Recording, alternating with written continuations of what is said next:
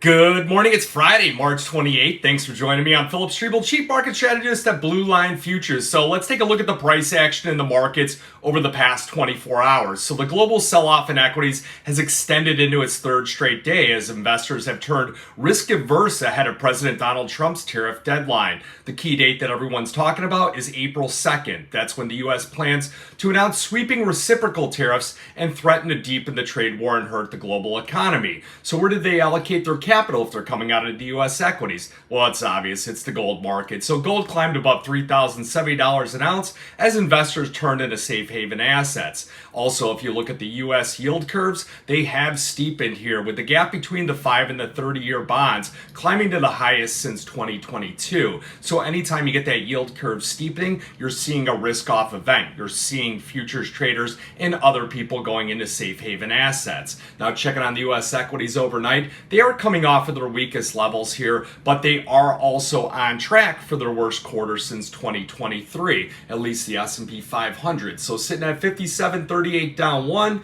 you do have the NASDAQ down 26 at 19,965. The Dow slightly weaker and the Russell up about 1.5.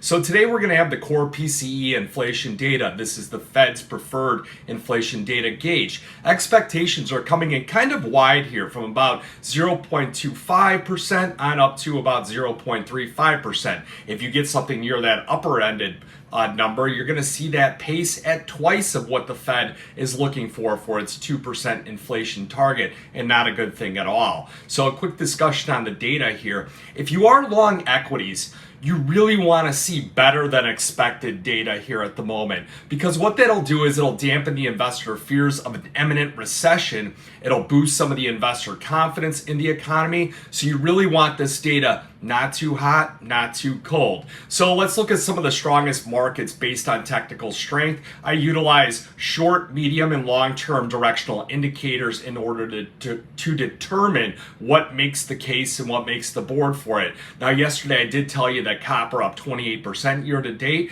that chart pattern looks a little bit suspicious, and it was based on the previous day's chart pattern here. And it's a similar setup that we've seen in a lot of different commodities, where we get this big explosive move to the upside and we close the day either unchanged or slightly lower on the day. So there's some speculation that supply dislocations in the copper market may end a little bit sooner than expected. Hence, the big exodus out of the copper market. Now, is it over for copper? I don't think so whatsoever. I'll update the chart pack here with the copper market and some of the things that I'm looking at as far as key levels for getting back into the copper market, because of the fact that I think that copper demand is going to continue to increase. Not only if you get NATO spending, some of the defense spending, a lot of these things utilize a lot of copper. If you get the end of the Ukraine-Russia conflict, that rebuilding effort is going to take a lot of copper as well. So looking at the two best performing commodities here as far as technically right now, it's going to be the gold and the silver market.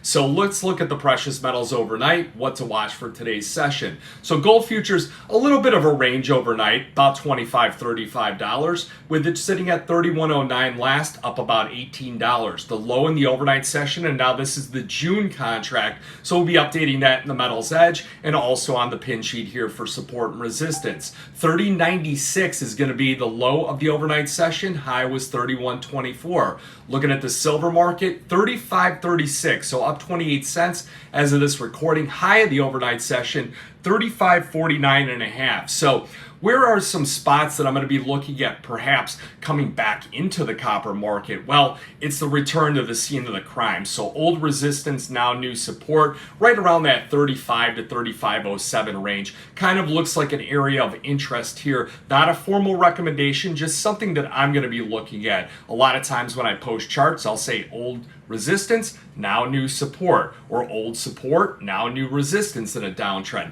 So things like that are what you want to watch. Now, some key levels here, the pivot on the gold market is going to be 30.81, market trading well above that level here, with your first major support at 30.88. On the silver market, again, the return to the scene of the crime, 35.04 is kind of your critical first test for that market here, and then 34.49 way down deeper. So when you get a move that's about $1.15 move, remember the average true range of the gold and the silver market have been compressing recently, with silver's average true range right around 80 cents a day. So when you get a move that's like $1.15, you're going to see volatility adjustments explode, and that's why on the tactical support resistance levels, they're quite wide out there. So we'll see if 35.89 comes into play, and a breakout above that could be a short squeeze up to 36.46 and even $37. So a lot of people have been asking for $36 to $38. Well, if it's on the sheet, then it's possible that it happens today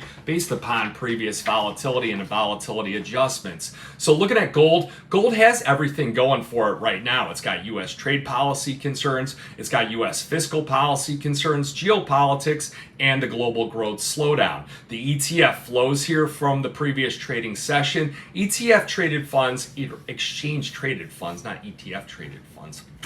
Drinking too much coffee here this morning. So exchange traded funds, they added 35,000 troy ounces of gold in their holdings in the last trading session, bringing this year's net purchases up to 4.93 million ounces. So the total gold held in ETFs have risen by about 6% year to date, and it sits at 87.8 million ounces. So basically what I look at when I look at that kind of data, are they adding? Was it a significant amount? Are they cutting? Was it a significant amount? And what's the percentage change year to date? That's really all you want to take away from the data. You don't need to get into the very finite specifics of it, because of the fact that you can have adjustments where contracts roll over, and a lot of exchange traded funds utilize the futures contracts, so you start to see some movement here and there. What I'll look at is things like on the silver. Well, the ETFs, they cut 209,000 troy ounces of silver from their holdings in the last session. So they cut silver in the last trading session, and this was a third straight day of decline. So what's that tell me? You look at the charts. Well, where were we at? We were selling off for a few straight days. Silver looked really bad. We had that big movement up. They continued to sell because those were the people that were thinking that they missed it. So all of a sudden, they get a get out of jail free card, so they sell. And then you get the people looking at technically, where's silver at? Well, it's at that double top here, so they sell again. So that's why you have 3 straight days of decline. So silver's year to date percentage change 0.5%. Not saying right or wrong. Everyone's got their own different strategies, their way they're playing the precious metals markets and things like that. The gold silver ratio really moved this week from about 90 and a half to 1 earlier in the week on down to about 87 to 1 at one point yesterday, and we're coming back up to 88 to 1. So perhaps it's taking into effect the June rollover, the rollover from April to June contract, because there's about a $30 premium embedded in there. So something that I'm looking at, a quick check on the crude oil market. Crude oil is headed for its third weekly gain, and it's consolidating near the $70 level. So the reciprocal tariffs on crude buyers from Venezuela are scheduled to take into effect on April 2nd. So oil has trended higher since early March due to some supply disruptions. A lot of things happening in the Middle East, like Libya and whatnot. So the concerns over softer demand have really kind of tempered those flows higher. So that's why we're seeing crude oil futures not hitting the $75 to $80 level, because of the fact that they think that with the global growth slowdown, with the sell-off in the equities, with the concerns about the recession, so crude oil futures have come up and started to consolidate in the $70 range. So all eyes are going to be on the key event today, which is the core PCE data. We'll see if it has any volatility, because of the fact that it is the Fed's preferred watch tool, and we haven't seen any kind of real discussion about the Fed, discussion about interest rate cuts anytime recently. So all eyes are on that. Beat my bowl of cereal right when that thing comes out. So you got any questions, you got any concerns, anything else, give us a call here. And remember that futures and option trading involves risk of loss. It may not be suitable to all investors. Good luck.